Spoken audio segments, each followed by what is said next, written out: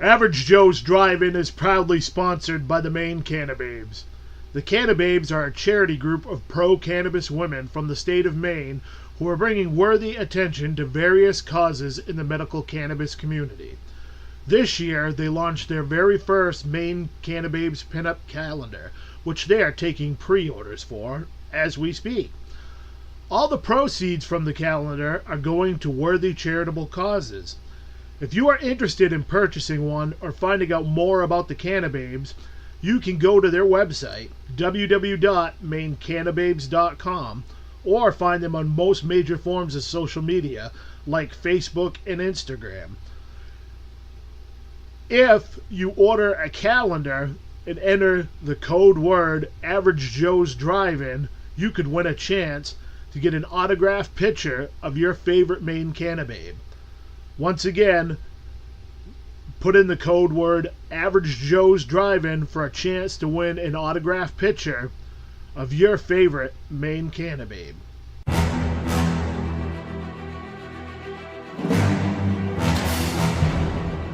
Welcome to Average Joe's Drive-In, your weekly podcast of movies, music, games, and other things entertainment related.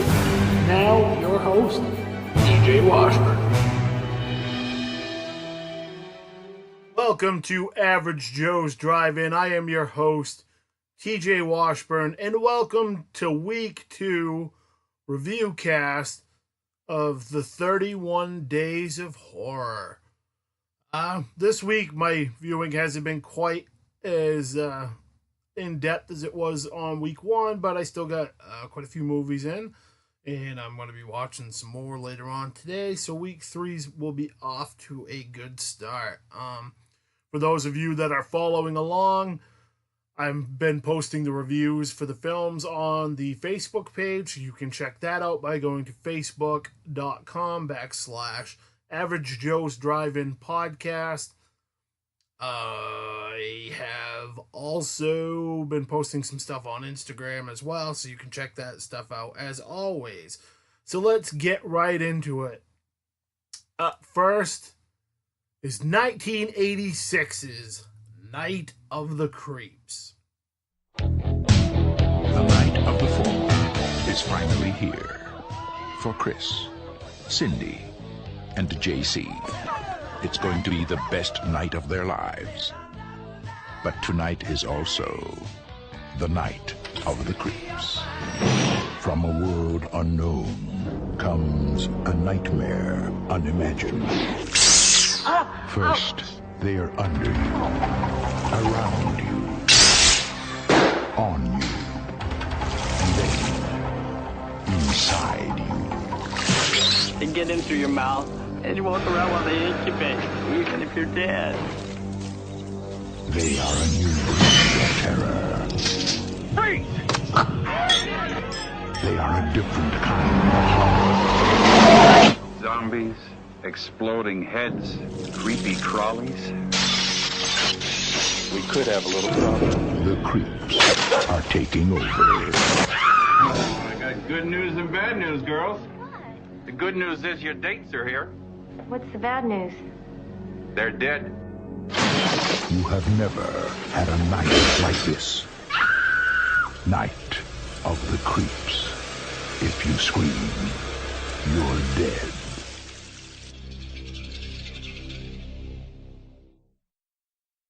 This film was directed by Fred Decker, has a runtime of 88 minutes. It's rated R. It stars Jason Lively, Tom Atkins, and Steve Marshall. I watched this on Blu-ray. The synopsis. In 1959, an alien experiment crashes to Earth and infects a fraternity member. They freeze the body, but in the modern day, 2 geeks pledging a fraternity accidentally thaw the corpse, which proceeds to infect the campus with parasites that transform their host into killer zombies. What can I say about Night of the Creeps? It's one of those films that seem forever lost in a constant flux of being released on DVD and Blu-ray for years. I think I remember it coming out, but it felt like it disappeared rather quickly. It was a staple favorite of mine from back in my early teen years. I watched this film a pile of times on cable television, and I did see it a few times a few years ago, but it's been a little bit. I was looking around for a few new horror movies to snag a while back, and lo and behold, to my surprise, what pops up? Night of the Creeps on Blu-ray. I didn't even know that was a thing. So that's how low-key the release was, apparently. So I didn't hesitate and made sure I snagged it. Well worth the pickup if you're a fan of the film. The transfer looks great. Plus, there's a bunch of extra features and several commentary tracks. I haven't gotten around to the commentary tracks yet, but I plan on doing that at some point. I'm not usually huge on commentary tracks, but for this one, I think I just might. My enjoyment of this film hasn't changed much over the years. It's a ton of fun. It's a great blend of campy 50s-esque monster movies, sci-fi, zombies, comedy, and horror. Honestly, I think it was years ahead of its time. I never understood why this film didn't have more success than it did. And it seems to be one of those forgotten gems outside of your die-hard horror circles. Tom Atkins is just amazing in this. So many goofy, quotable one-liners. I've watched it at least, like I said, dozens of times. But this was the first time in several years. I can't actually remember the last time I saw it. It holds up well for being over 30 years old, which a lot of movies can't say. If you've never seen this one and you love campy, fun horror, I highly recommend you track it down. It's worth adding to the collection. One I'm glad to say is now in mine. If you've never seen it, there may even be a copy floating around online on YouTube, so check there first. My rating for this is an 8 out of 10. IMDb's rating for this is a 6.8. Next up, 2013's World War Z. Does it live in a jungle? No. Oh. Is it really fast? No. Does it live on the Great Plains of Africa? No. Hey! What is going on? Hold on, guys. Daddy, be careful on the road. Jerry? Get back in your car right now! Remain with your feet! Are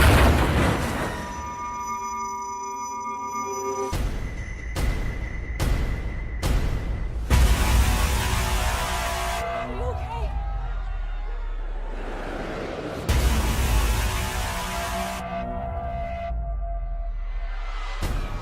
We're getting out of here.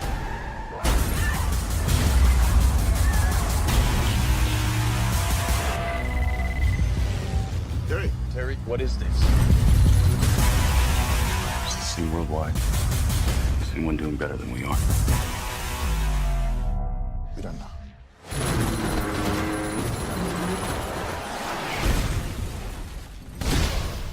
I'm scared. How do we know they're coming? They're coming. Ready?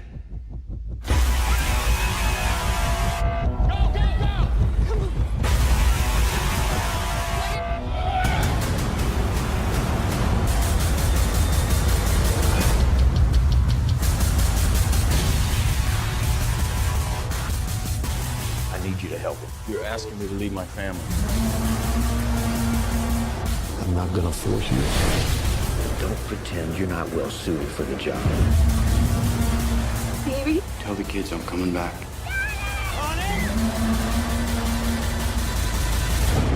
Just know I'm coming back.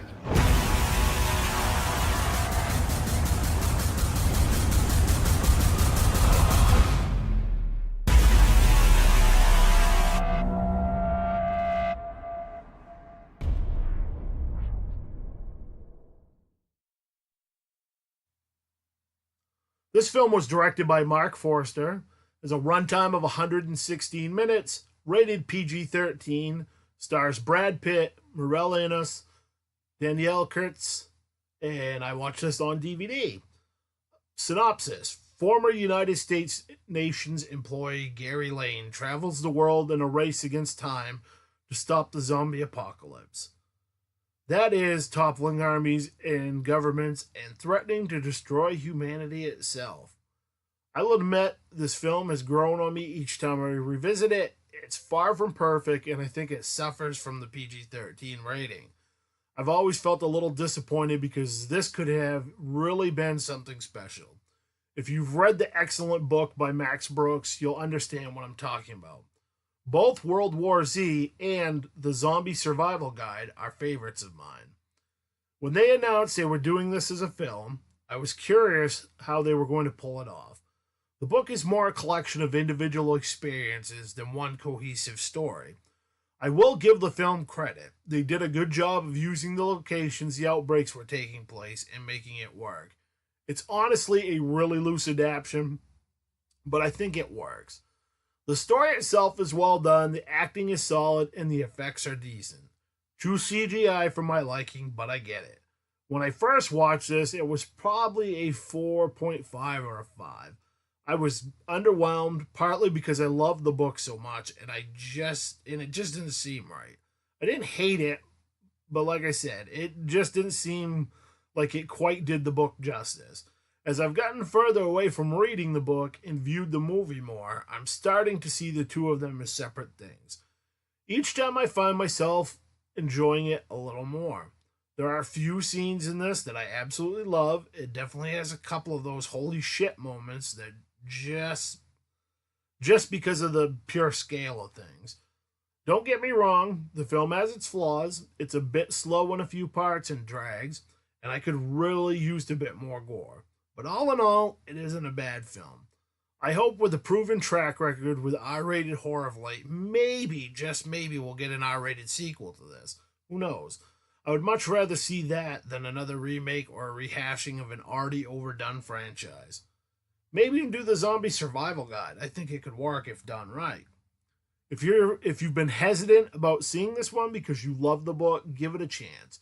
Go in thinking of it as something else, and you should at least enjoy it.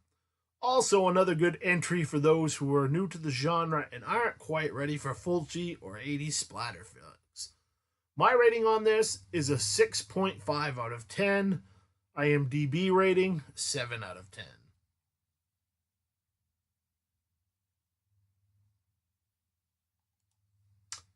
Next up, 1972's Gargoyles.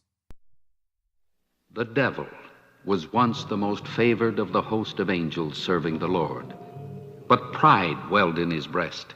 He thought it unseemly for him to serve. The devil and his band of followers, who likewise suffered the sin of pride, were defeated in battle by the Lord and his host, and were banished to the outermost depths of hell, never to know the presence of the Lord or look on heaven again. Smarting with his wounds, but all the more swollen with pride, the devil cried out from the depths, "It is better to rule in hell than serve in heaven." The devil proclaimed what was lost in heaven would be gained on earth. He said, "My offspring, the gargoyles, will one day rule the Lord's works, earth and man." And so it came to pass that while man ruled on earth, the gargoyles waited, lurking, hidden from the light. Reborn every 600 years in man's reckoning of time, the gargoyles joined battle against man to gain dominion over the earth. In each coming, the gargoyles were nearly destroyed by men who flourished in greater numbers. Now it has been so many hundreds of years that it seems the ancient statues and paintings of gargoyles are just products of man's imagination. In this year, with man's thoughts turned toward the many ills he has brought upon himself, man has forgotten his most ancient adversary, the gargoyles.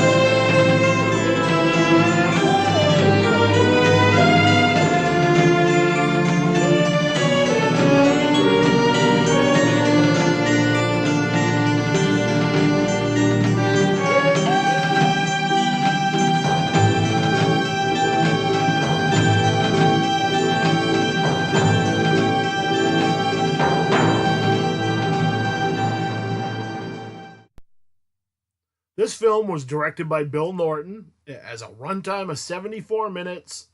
It's not rated. Stars Cornel Wilde, Jennifer Salt, and Grayson Hall.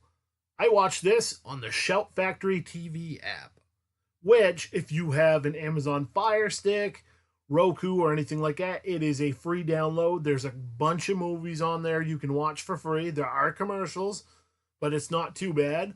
The films are unaltered. They're not cut down for TV. They remain as they were made. There's a bunch of TV shows on there you can watch for free. It's a great app. So again, that's the Shout Factory TV app. I highly recommend you check it out if you're a fan of movies. And especially if you like Mystery Science Theater, there is about 70 or 80 episodes on there you can watch for free. So, getting back to Gargoyles. The synopsis. An anthropologist, paleontologist, and his daughter, while traveling through the southwestern U.S., stumble upon a colony of living, breathing gargoyles. There isn't a lot good to say about this one. While I can usually find something positive in most films, I'm not sure this is going to be the case. The film is definitely Mystery Science Theater 3000 fodder. If you enjoy long drawn-out shots of people driving that serve no purpose, then this is where it's at. There are at least 3 or 4 of those scenes. The actions of the character are, well, dumb. It makes no sense. The effects are non-existent. The gargoyles are dudes in rubber suits, and it doesn't do anything to hide that fact. Standard 70s made-for-TV movie fare, which I usually enjoy, but not so much with this one. If there's anything positive to say about this film, it would have to be the acting. The acting was pretty solid. It was the only thing that even remotely made the film watchable from start to finish. With all that being said, I think there's a good movie in there. The plot itself and story were interesting enough. That's why I decided to check it out. With more modernized effects, a bit darker tone, and a slightly more fleshed out script, I think this could be redone today and be damn awesome. If you want to riff a movie with your friends, this one is perfect. My rating is a 3.5 out of 10. IMDb rating, 6.4 out of 10. Obviously, my dislike of this one isn't shared. I'm not exactly sure how it managed to get a 6.4 on IMDb. But if you want to check it out and see what it's about for yourself, the movie's up to watch for free on Shout Factory TV app. There's also a full version floating around on YouTube. Next up, 1980's The Fog. John Carpenter's The Fog. This is KAB, Antonio Bay. Stevie Wayne here, and let me be the first to wish Antonio Bay a happy birthday.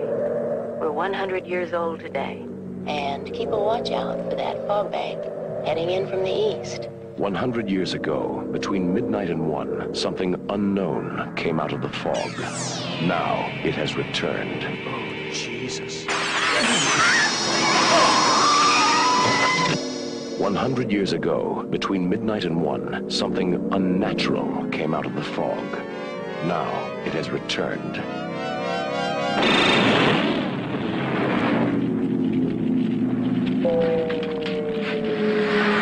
100 years ago, between midnight and 1, something evil came out of the fog. Now it has returned. Who's there? The fog. Antonio Bay has a curse on it. We're all cursed. There's no water getting here, but something awful cold, Pin. I think I'll go to Vancouver now.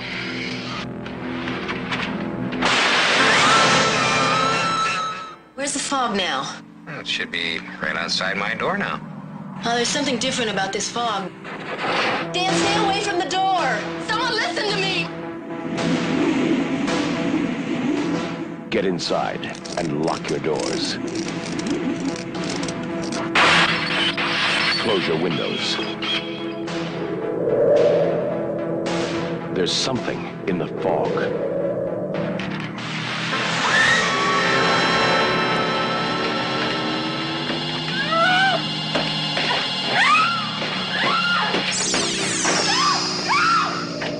stay away from the fog.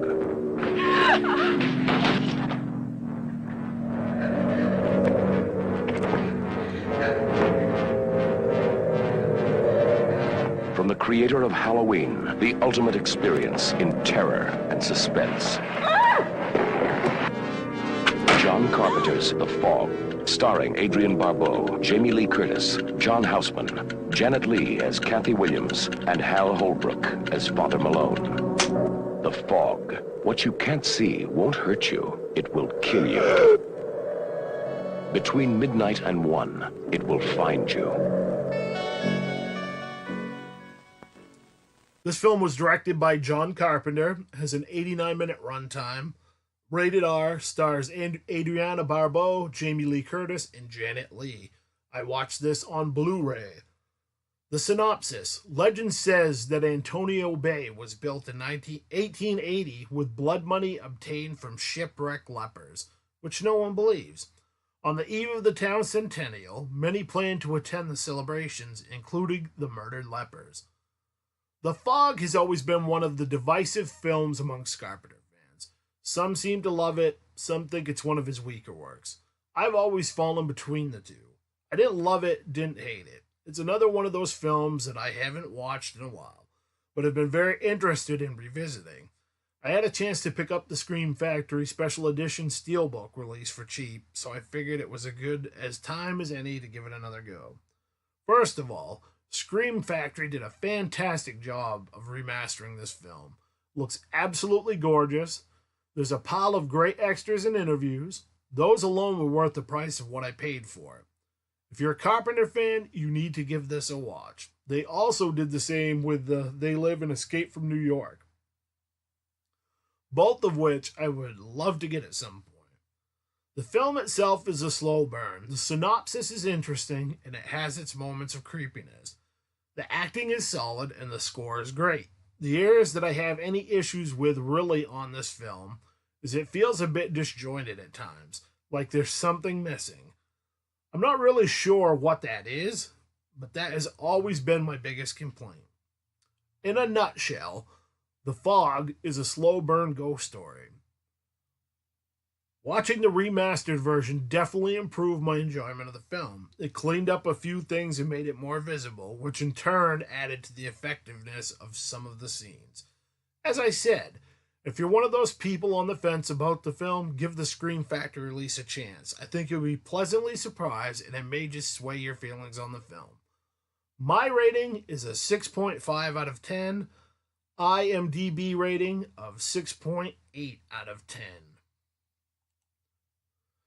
Keeping on the John Carpenter train is 1978's Halloween. Halloween night. A small American town. 15 years ago.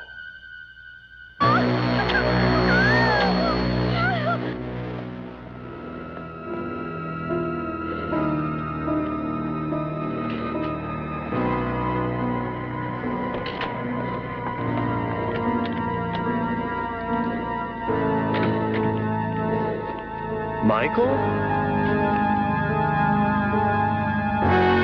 Halloween. I spent 8 years trying to reach him, and then another 7 trying to keep him locked up because I realized that what was living behind that boy's eyes was purely and simply evil.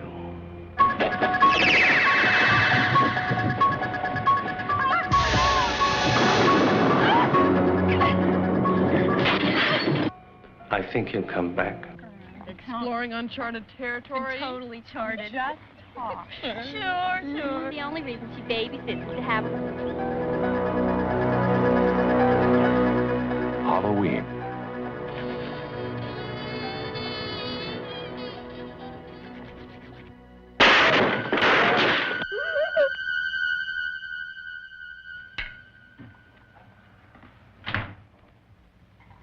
Okay, come on out.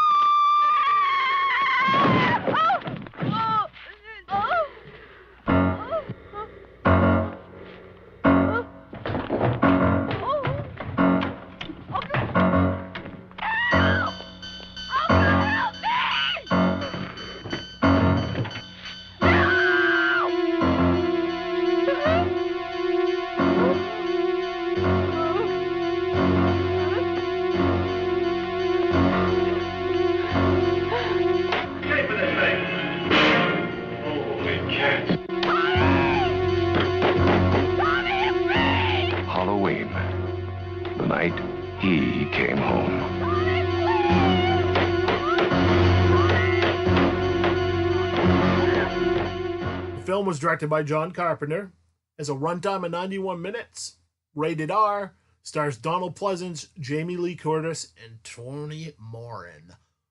I watched this on DVD. Synopsis. On a cold Halloween night in 1963, 6-year-old Michael Myers brutally murdered his 17-year-old sister Judith. He was sentenced and locked away for 15 years. But on October 30th, 1978, while being transferred for a court date, a 21-year-old Michael Myers steals a car and escapes Smith's Grove. He returns to his quiet hometown of Haddonfield, Illinois, where he looks for his next victims. Halloween is a legendary film amongst horror fans. Many credit it for kicking off the slasher craze of the 80s and heavily influencing the genre. To this day, the film still stands out amongst most of its contemporaries as one of the best. I've not seen the original version of this film in a long while. I always enjoyed it, but truthfully, it had fallen into the back of my mind. It wasn't until I got thinking about franchises and films that I wanted to revisit for this year's 31 Days of Horror that the film popped back onto my thought radar. So I decided to revisit 1, 2, and 3 this year. You can credit this film with so much when it comes to the horror genre and the tropes it set up for slasher films. You have the silent mass killer, the vulnerable, sweet, and innocent final girl, the kids who are doing bad things being taken out first, and the killer who's hard to stop. Even the point of view killer perspective and using a holiday for a title became popular because of this. While I'm certain all of those tropes have been done in horror movies before, I truly believe this is the film that everyone copycats when it comes to the subgenre. The acting is well done, the camera work is amazing, and the use of color and shadow is brilliant. Combined with a simplistic nature and minimal but creepy music, and you have a great blend of elements cementing this film into the hallowed history of horror. Carpenter worked with what he had and created something that has stood tall for nearly 40 years. It relied on atmosphere and the aforementioned things instead of gore and effects. While the film's brutality is there, it's more suggested than shown. I think that's what makes it work. Something so many of the films that tried to copy it did not do correctly. My rating on this film is an 8 out of 10. IMDb rating is a 7.8 out of 10. And last up for this week's episode is 1981 Halloween 2. I shot him 6 times. I shot him in the heart. The man, he's not human. Universal Pictures presents Halloween 2. More of the night he came home.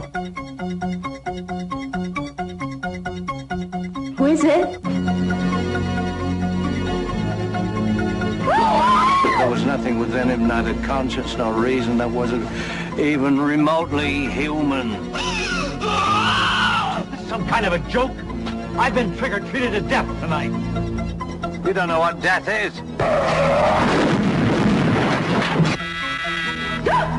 Janet, go tell Mr. Garrett we're having trouble with the phones. There is no place to hide. He will always find you.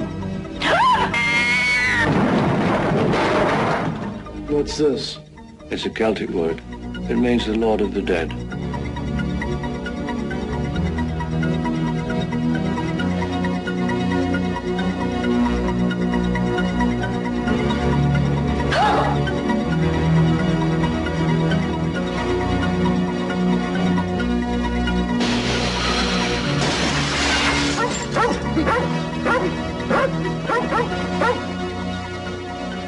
Mr. Garrett?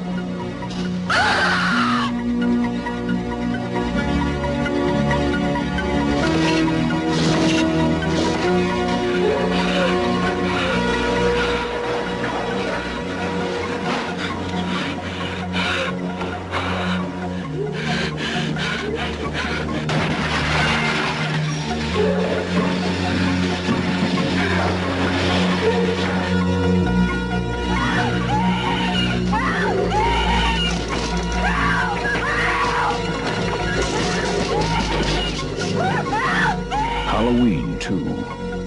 More of the night he came home. This film was directed by Rick Rosenthal, has a runtime of 92 minutes, rated R, stars Jamie Lee Curtis, Donald Pleasance, and Charles Cyphers. I watched this one on DVD. Synopsis. While Sheriff Brackett and Dr. Loomis hunt for Michael Myers, a traumatized Laurie Strode is rushed to the hospital, and the serial killer is not far behind her. Halloween 2 picks right up where Part 1 left off. It's a pretty seamless transition, in my honest opinion. It's almost like they extended the first film right into the second. Even though it wasn't directed by Carpenter, you could almost weave them into one film and it would work rather well. Your core cast of actors are back for this one. The acting's solid, the direction's good, and the camera work is identical to the first one. Again, using shadow and light in an atmospheric way to bring the creepiness across. The use of music is also a huge part of this one. There's a simplistic, minimalistic style that adds another layer to what's going on. The big difference in this one is the gore factor. It's amped up a little bit. It's not over the top, but it's definitely more present than it was in the first film. You also get more direct shots of Michael Myers than you did in the first one. They didn't go with a point of view thing as much, though it is there at times. While the film is solid and almost as good as the first one, it has some issues. The main one being the characters do some really, really dumb things. While that's an issue in a lot of horror movies, there are a few times throughout this one that it makes no sense. I understand they were using it as a plot device, but that still doesn't quell the fact it was so obviously dumb it borders on annoying. I recommend watching these films back to back if you've never done it. They work well in that fashion. As I said, it's a fairly seamless transition. Halloween 2 is a solid entry into the franchise and a worthy predecessor to the first film. My rating on this is a 6.5 out of 10 with an IMDb rating of 6.6 out of 10. Once again, I would like to thank my sponsors, the main Cannababes, for sponsoring the show. Please check them out. They have a new website going up. That's www.maincannababes.com. Again, if you place an order, make sure you type in the code word Average Joe's Drive-In for a chance to win a free autographed picture of your favorite Maine Cannababe. I have some stuff coming up. I think I mentioned in the last show, October 21st and 22nd, I will be at the Pine State Comic-Con in Bangor, Maine. I'll be selling some books there and talking horror and just hanging out, and it's going to be a blast, and I can't wait. So if you are in New England, you want to come up, it's going to be a damn good time. You can find that online at Pine State Comic-Con. We've got a bunch of movies in the works to watch this week. I'm not 100% sure which ones because I have a pile. I've got about 35 movies, I think, right now. I am going to be watching Halloween 3 sometime later on today, so I will have that for the next episode. I also plan on checking out the Final Destination, the first 3 Final Destination films. Friday is the Friday the 13th episode. We'll be recording a couple episodes throughout the evening on that one. 2 or 3, depends on how we end up making it work. But that's gonna be a blast, and I can't wait to do that. We may possibly do a commentary track for Friday the 13th, but I'm not 100% sure. But there definitely will be 2 or 3 episodes revolving around that. Again, check out all my sites online. You can check out Average Joe's Drive-In on Facebook, at facebook.com/Average Joe's Drive-In Podcast, on Instagram at Thomas Washburn Jr., Twitter, TWJ Author, my homepage, www.thomaswashburnjr.com. I love chatting with people. So please add those sites and make sure you drop me a line and say, hey, thank you everybody for listening to the show. I will see you sexy animals on the flip side.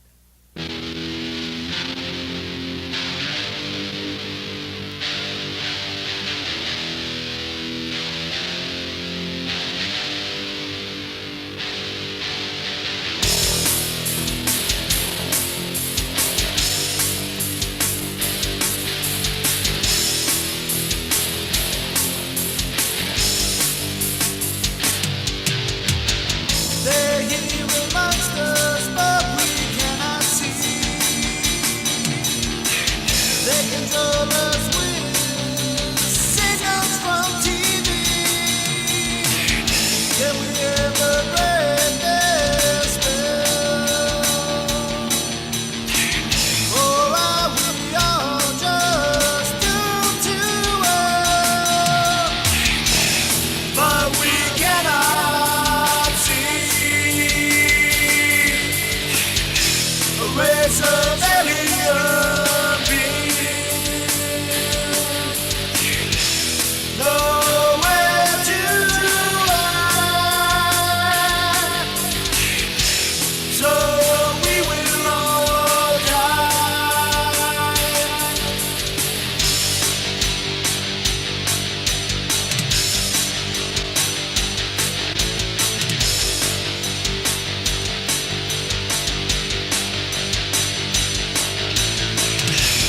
But we cannot see